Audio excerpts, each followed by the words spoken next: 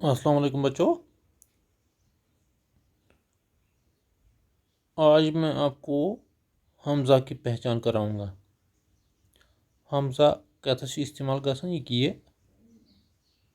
कत पे कर अल्फाजन मज यूज़, यह कत पे कर अल्फाजन मज इस्तेमाल काशिर पे। ठीक है गौर,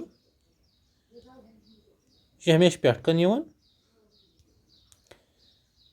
रे अलिफ हमज़ा लकुटिया राई, नून अलिफ हमज़ा लकुटिया नाई, मीम अलिफ मीम लमलिफ ला हमज़ा लकुटिया मलाई, हाई लाम वाव अलिफ हमज़ा लकुटिया हलवाई, लाम अड़िया अलिफ हमज़ा लकुटिया लड़ाई, बे अड़िया अलिफ हमज़ा लकुटिया बड़ाई, सौद फे अलिफ हमज़ा लकुटिया सफाई, जीम वाव लाम अलिफ हमज़ा लकुटिया जुलाई, बे दुतशिम अलिफ हमज़ा लकुटिया बाई, चीम दुतशिम अलिफ हमज़ा लकुटिया छाई, कीब दुतशिम अलिफ हमज़ा लकुटिया खाई, मीम अलिफ हमज़ा लकुटिया माई।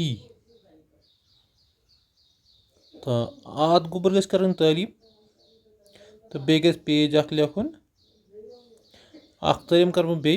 ठीक से गुबर वो के थे नजर रवानी कर तालीम राई नाई मलाई हलवाई लड़ाई बड़ाई सफाई जुलाई बाई छाई खाई माई।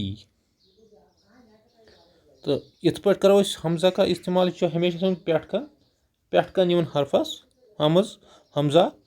तो यत करियो तुम गोबर रीडिंग तालीम दीहूस तो किताब थो ब्रोट कन बे लिखो पेज। Thank you.